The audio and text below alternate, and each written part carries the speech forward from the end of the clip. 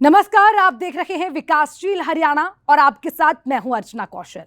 प्रदेश में विकास कार्यों को लेकर मुख्यमंत्री मनोहर लाल के दावों पर आज बात एमएसएमई सेक्टर की करेंगे। सरकार का यह दावा है कि मनोहर कार्यकाल में नए उद्योग नीति से एमएसएमई को काफी बल मिला है। अब छोटा उद्योग लगाना बेहद आसान हुआ है। जिस काम के लिए पहले महीनों विभागों के चक्कर काटने पड़ते थे, अब वही काम एक छत के नीचे सिंगल विंडो सिस्टम के जरिए हो रहा है। उद्योग से जुड़ा कोई भी क्लियरेंस महज 45 दिन में मिल रहा है। साथ ही नए उद्योग के लिए लोन की सीमा को भी बढ़ा दिया गया। छोटे उद्योग को बढ़ावा मिलने से रोजगार के नए अवसर खुले हैं। आज विकासशील हरियाणा में एमएसएमई सेक्टर को लेकर मनोहर सरकार के कदम के बारे में जानेंगे।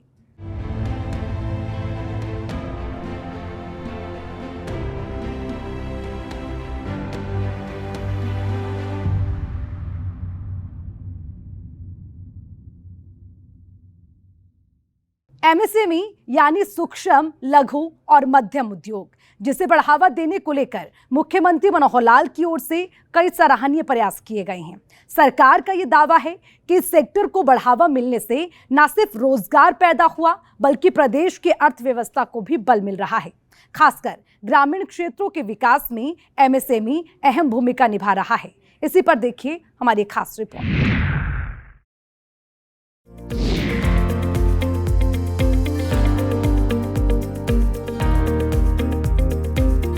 प्रदेश के मुखिया मनोहर लाल कई बार इस बात का जिक्र कर चुके हैं कि हमें रोजगार लेने वाला नहीं, रोजगार देने वाला बनना चाहिए।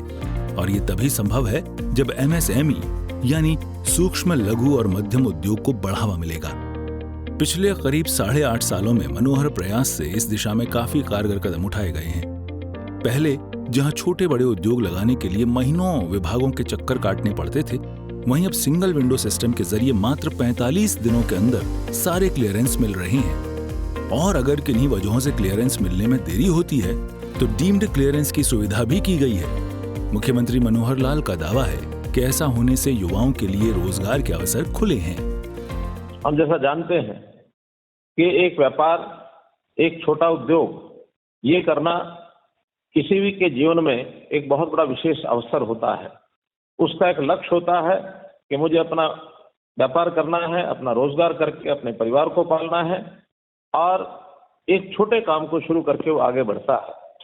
निश्चित रूप से उसको आने वाली कई कठिनाइयां भी होती हैं, सरकारी आवश्यकताएं भी होती हैं, बहुत से ऐसे लाइसेंसेस लेने पड़ते हैं, कई प्रकार की क्लियरेंस लेनी पड़ती है। परंपरागत काम में शायद ये ना होता हो, लेकिन आज नई टेक्निक के नाते से जो काम करते हैं उसके लिए बहुत से काम ये करने पड़ते हैं। हम लगातार 8 साल से अपने इन लघु उद्योग, सूक्ष्म उद्योग और मध्यम उद्योग के उद्यमियों को सहयोग करने के लिए लगातार प्रयासरत हैं। 8 साल में हमने बहुत सी ऐसी व्यवस्थाओं का परिवर्तन किया है, बहुत से ऐसे सिस्टम्स को हमने बदला है जिसमें से आपके रोजमर्रा की जो कठिनाइयां दूर हो सके। हमने सब सिस्टम अब सिंगल विंडो सिस्टम पर ला करके और एक ऐसी नीति बनाई है कि आप वहां पर ही अपना काम सब करा सकें, आपको दफ्तरों में ना जाना पड़े। एनओसी वो अधिकारी है समयबद्ध दें, और यदि समयबद्ध तरीके से आपको कोई एनओसी नहीं मिलती है तो हमने यहाँ तक भी व्यवस्था की है कि कुछ दिनों के बाद आपको डीम्ड और उसकी जो स्वीकृति मिल जाए, फिर उनको अधिकारियों को भी बीच में नहीं आना होगा, आपको सीधा सीधा ये काम मिलेगा। अब इस काम को करने के लिए आपको अपने परिवार को पालना ये तो ठीक है, लेकिन हमारी प्रदेश की जो जिम्मेवारी है वो ये है कि अपने अधिक से अधिक युवकों को किस प्रकार रोजगार उन्मुखी बना करके और उनका हम सहयोग करें। उनकी पढ़ाई के बाद स्किलिंग में कोई उनका सहयोग करें, कहीं उनको आईटीआई की ट्रेनिंग कराएं, कहीं उनको पॉलिटेक्निक के अंदर दाखिला करा के उनको कुछ करें, या परंपरागत तौर पर भी ट्रेनिंग के विषय उनको हम शुरू कराते हैं ताकि वो लोग कुछ ना कुछ काम सीख करके आगे बढ़ें। आज रोजगार एक बहुत बड़ा महत्वपूर्ण विषय है। प्रदेश में लगभग 2 लाख नए लोग जिनको आज रोजगार की आवश्यकता होती है, और इन सबको सरकारी नौकरी देना तो संभव नहीं है, लेकिन अपने पैरों पर यदि खड़े होंगे और अच्छे उद्योग की ओर आगे बढ़ेंगे तो न केवल अपना रोजगार ये सुनिश्चित करेंगे, बल्कि और भी लोगों को रोजगार देने में आप लोग सहयोग करेंगे। एक वाक्य बोला जाता है कि हम केवल हम केवल जॉब सीकर नहीं बनेंगे बल्कि जॉब गिवर बनेंगे। दूसरों को रोजगार कैसे दें, ये हमारा एक लक्ष्य रहना चाहिए। अगर कोई व्यक्ति छोटा उद्योग लगाकर खुद का व्यवसाय शुरू करना चाहता है, लेकिन ऐसा करने में उसकी आर्थिक स्थिति बाधा बन रही है, तो प्रदेश सरकार से आर्थिक मदद ले सकता है। पहले माइक्रो उद्योग के लिए मात्र 10 लाख रुपए तक का लोन मिलता था, जिसे अब बढ़ाकर 5 करोड़ रुपए कर दिया गया है। वहीं लघु उद्योग के लिए लोन की सीमा को 50 करोड़ रुपए तक कर दिया गया है। इसी तरह मध्यम उद्योग की सीमा को 5 करोड़ से बढ़ाकर 250 करोड़ रुपए कर दिया गया है।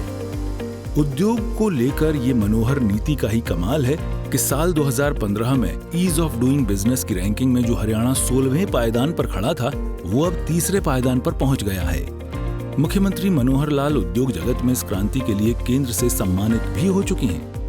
MSME का जो हमारा उद्योग है, जिसको माइक्रो स्मॉल मीडियम एंटरप्रेन्योरशिप कहते हैं, इसमें केंद्र सरकार भी एक बहुत बड़ा रोल अदा करती है और इस काम के लिए हमको सरकारी लोन ये भी उपलब्ध कराती है। स्टार्टअप्स को विशेष तौर पर हम सहयोग करते हैं।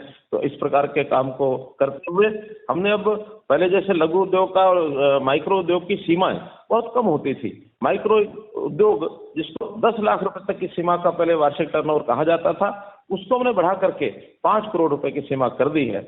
इसी प्रकार लघु उद्योग को जो 2 करोड़ रुपए की सीमा थी, उसको 50 करोड़ रुपए तक कर दिया है और मध्यम उद्योग टर्नओवर ये सीमा भी 5 करोड़ रुपए से बढ़ा करके और 250 करोड़ रुपया ये कर दिया है। और इसको करने के लिए जब आपको पूंजी की आवश्यकता पड़ती है, तो पूंजी की आवश्यकता के लिए भी हम लोग बहुत से ऐसे जैसे मुद्रा स्कीम है, इसमें बैंक्स बिना कोलेटरल के भी लोन देते हैं।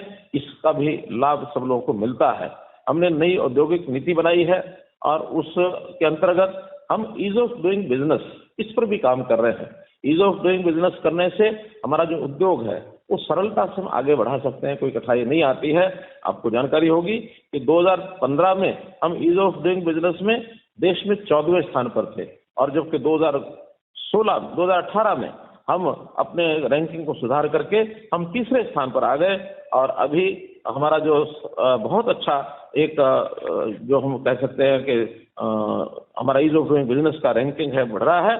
हमको इसके लिए केंद्र सरकार की ओर से प्रधानमंत्री ने पुरस्कार भी दिया है। तीसरा पुरस्कार हमको ये मिला है, MSME राष्ट्रीय पुरस्कार।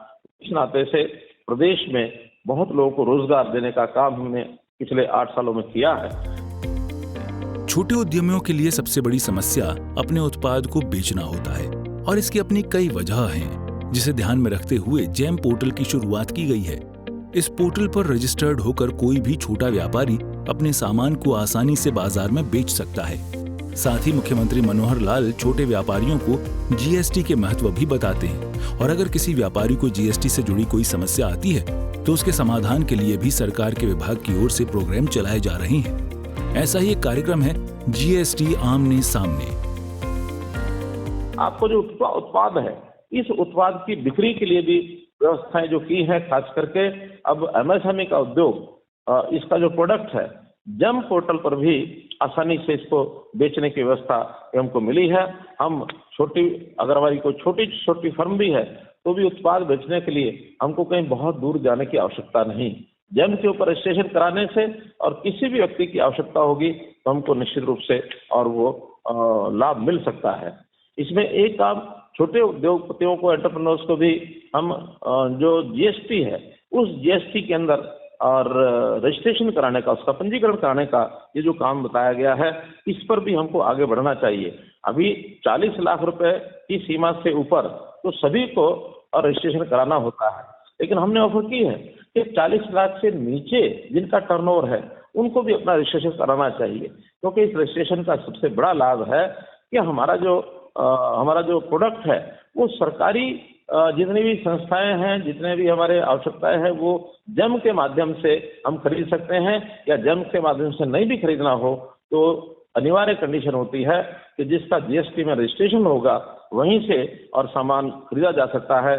बड़े बड़े उद्योगपति अपने काम के लिए छोटे छोटे सामान को भी जब खरीदते हैं उसमें भी उनकी आवश्यकता जेम से उनकी आवश्यकता GST रजिस्टर्ड संस्थाओं से ही खरीदने की होती है, ताकि उनको उसका भी लाभ मिल सकता है। तो इस प्रकार GST की बहुत बड़ी उपयोगिता भी हमें है। मैं तो आपके माध्यम से जितना भी एंटरप्रेन्योरशिप है सबको कहूंगा कि आपकी टर्नओवर भले 40 लाख से कम है, ज्यादा से ज्यादा लोग ये रजिस्ट्रेशन अपना कराएं।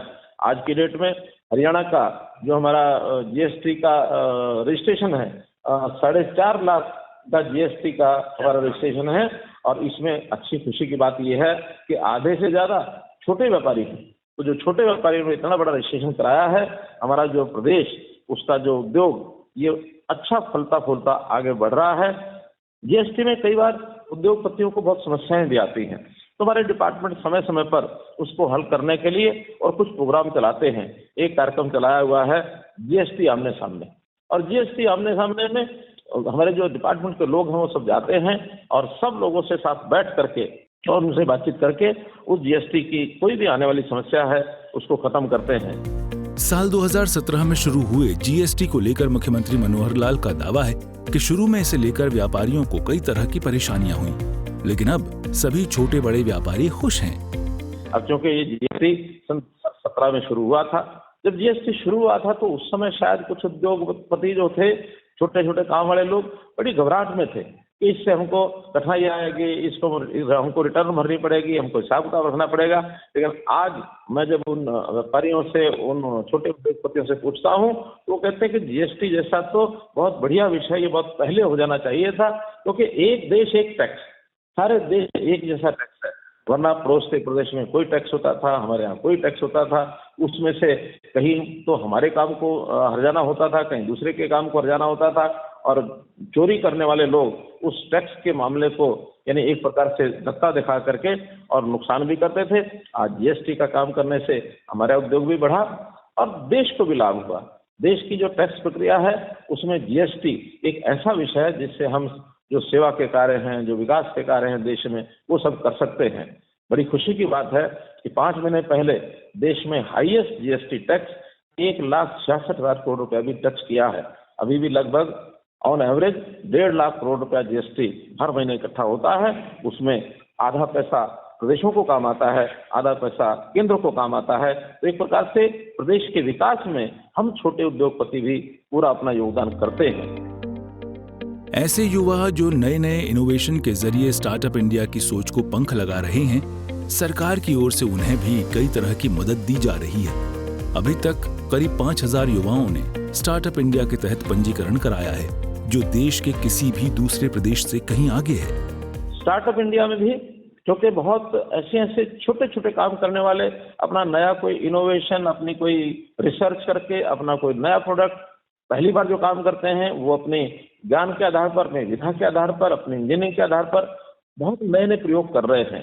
तो उन प्रयोगों में भी हरियाणा स्टार्टअप कार्यक्रम, स्टार्टअप इंडिया कार्यक्रम में अपना अग्रणी स्थान एक बनाए हुए है।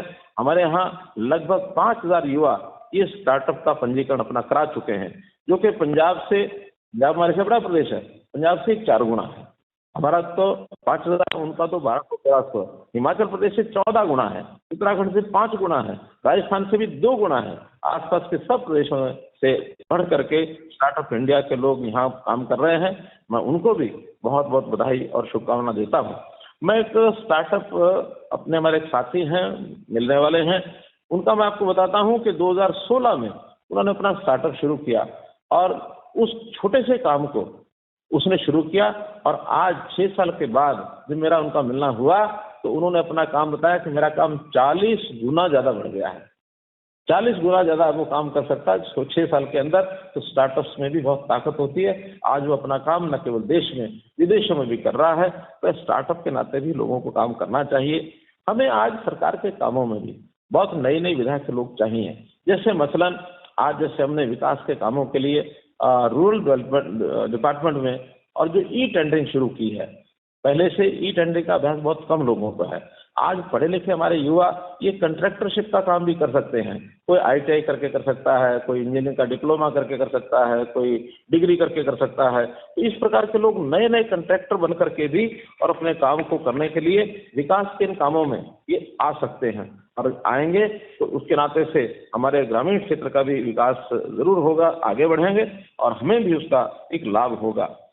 MSME सेक्टर का देश और विदेश के विकास में कितना महत्व है, इसे आप ऐसे समझ सकते हैं कि देश की अर्थव्यवस्था में MSME सेक्टर का करीब 25% योगदान है।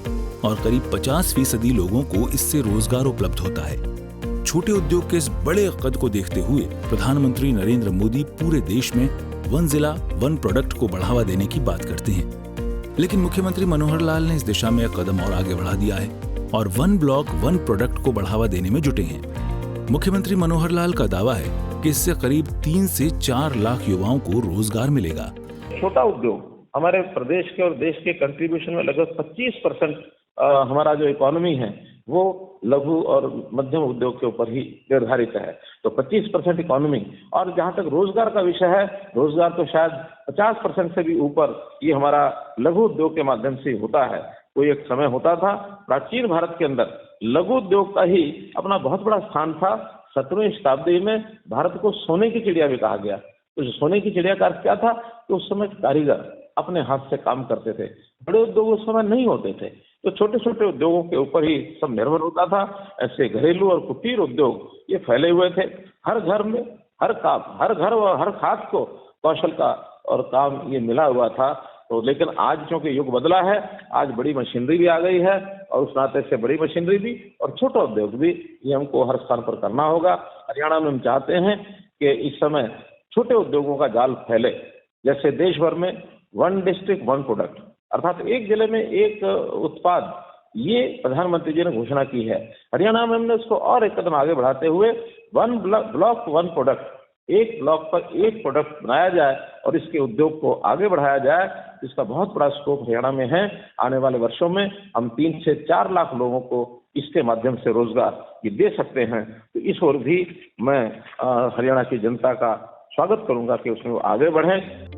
आवाम के हित में इतनी गहराई तक वही व्यक्ति सोच सकता है जो खुद जमीन से उठकर आया हो, छोटे व्यापारियों के दुख तकलीफ को उसके बीच रहकर महसूस किया हो।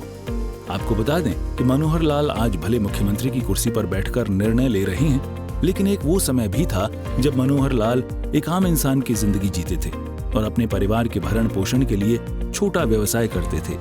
मैं भी आपका साथी हूँ, आपके बीच का आदमी हूँ। इसलिए नहीं कि मैं कोई मुख्यमंत्री हूँ इस नाते से आपसे बात कर रहा हूँ। मैं इसलिए बात कर रहा हूँ कि एक समय था, मैं भी एक व्यापारी था, मेरा भी एक उद्योग था, छोटा उद्योग था। मेरा 8 साल का अनुभव व्यापार का उद्योग का रहा है। इसलिए उद्योग और व्यापारी को, खास करके छोटे व्यापारी और उद्योगपति को क्या क्या कठिनाइयाँ आती हैं, मैं बहुत बारीकी से इनको जानता हूँ।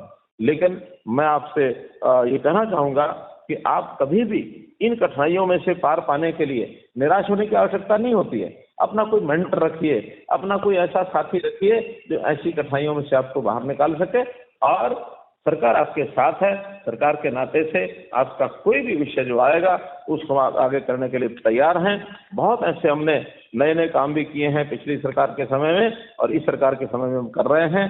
जो विवाद होते हैं तरह तरह के, उन विवादों को खत्म करने के लिए हमने विवादों का समाधान ये कार्यक्रम भी चलाया है। खास करके जैसे हमने पीछे देखा, वैट का एक बहुत बड़ा रिफंड का विषय था, वो हमने किया। बहुत लोगों के ऊपर पेनल्टीज थे, इंटरेस्ट थे, वो हमने खत्म किए हैं। बहुत लोगों की उनके जो प्लॉट्स हैं, उनकी जो मलकियत के ये झगड़े पड़े हुए थे, इसको हमने दूर किया है।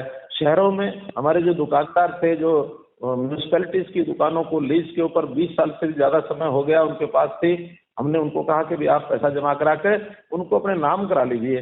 वो भी हमने मलकियत जो है उनको दे दी है स्वामित्व योजना के अंतर्गत। तो ऐसे बहुत से विषय सामूहिक किए जा रहे हैं। फिर भी विषय जो कि बहुत बड़ा है, छोटा नहीं है। तो इस विषय में किसी प्रकार की कोई बात आप लोग जो बताएंगे, आप लोग जो कहेंगे, उसके हिसाब से और हम आगे आपकी सहायता करने के लिए हमेशा तैयार रहेंगे। एमएसएमई की शुरुआत ये जो आपने की है, जैसा एक नया काम होता है तो उसको कहा जाता है कि छोटा काम है। छोटा काम है तो छोटे काम को भी ये भी कह सकते हैं कि इसने स्टार्ट किया है। और स्टार्टिंग में जैसे एक बीज होता है, बीज जब खेत में बोया जाता है तो उसमें पानी खाद डाल करके और वो वट वृक्ष का रूप ले लेता है। बीज को देख करके कोई अनुमान नहीं लगा सकता कि ये इतने बड़े वट वृक्ष का बीज है।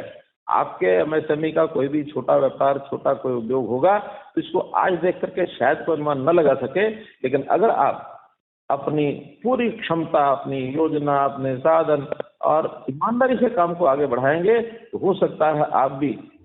मुख्यमंत्री मनोहर लाल का प्रयास हरियाणा को नंबर 1 प्रदेश बनाने का है, लेकिन ये तभी संभव होगा जब हर हाथ रोजगार होगा। सरकार का दावा है कि एमएसएमई सेक्टर को बढ़ावा इस दिशा में बेहतर कदम साबित हो रहा है। ब्यूरो रिपोर्ट, सूर्य समाचार।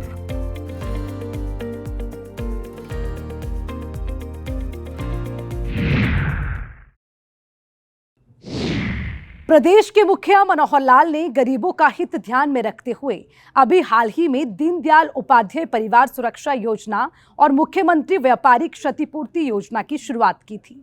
सरकार का यह दावा है कि इस योजना के जरिए गरीब परिवारों को किसी मुश्किल समय में बड़ी राहत पहुंचेगी। बुरा समय कभी बताकर नहीं आता है। कब किसके साथ कौन सी अनहोनी हो जाए कोई नहीं जानता है। और ऐसे समय में आर्थिक दृष्टि से मजबूत परिवार तो फिर भी खुद को संभाल लेता है, लेकिन जो आर्थिक रूप से कमजोर हैं, सड़क किनारे रेहड़ी लगाते हैं, छोटा व्यवसाय करते हैं, ऐसे परिवार के साथ अगर कोई अनहोनी हो जाए तो उसके बच्चे रोड पर आ जाते हैं, घर का मुखिया टूट जाता है। और इन्हीं गरीब परिवारों की व्यथा को देखते हुए मुख्यमंत्री मनोहर लाल ने व्यापारिक क्षतिपूर्ति योजना की शुरुआत की है, जिससे छोटे व्यापारियों के मनोहर दिन लौटने का दावा किया जा रहा है।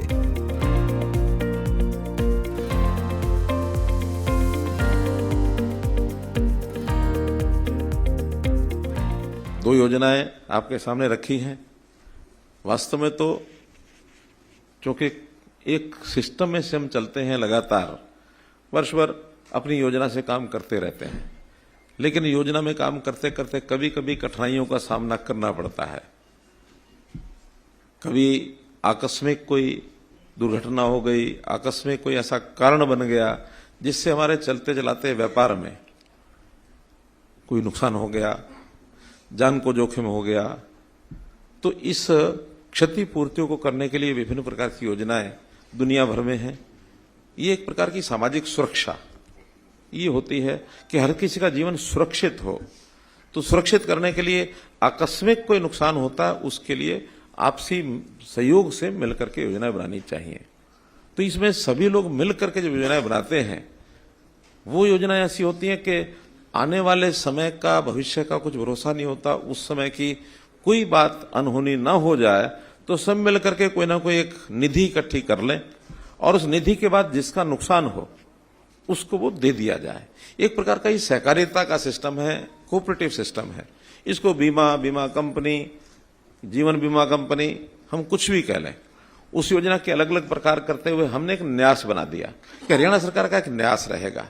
उस न्यास में कुछ कलेक्शन जो बेनिफिशियरीज हैं, जिनको लाभ मिलना है, उनका एडवांस एक प्रीमियम थोड़ा सा लेकर के डाल दिया जाए, कुछ पैसा सरकार का डाल दिया जाए, मिली जुली योजनाएं बनाएं। और खास करके ये योजनाएं जो थोड़ा सा अपने व्यापार में या आर्थिक स्थिति के नाते से बड़ों से थोड़ा नीचे हैं, कमजोर हैं, छोटा व्यापारी है, उसके लिए बहुत आवश्यक है।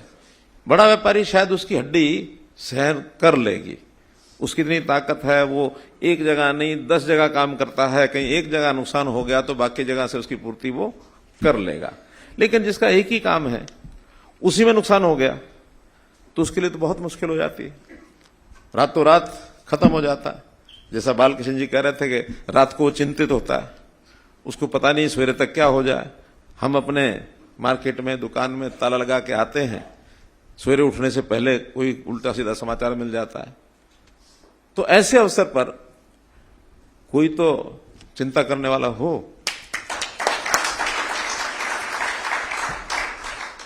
तो चिंता करने वाला तो प्रभु है, वो सबकी चिंता करता है, फिर भी किसी ना किसी को निमित्त बनाता है। तो उस नाते से मैं कह सकता हूं कि चिंता मत करो, मैं हूं ना। मुख्यमंत्री मनोहर लाल हमेशा गरीबों के उत्थान की बात करते हैं। गरीब परिवारों की जिंदगी कैसे सरल हो, उनकी आमदनी कैसे बढ़ाई जाए, किसी अनहोनी के समय परिवार पर कैसे आर्थिक बोझ कम पड़े। मुख्यमंत्री मनोहर लाल इन सभी बातों को ध्यान में रखकर योजना बनाते हैं।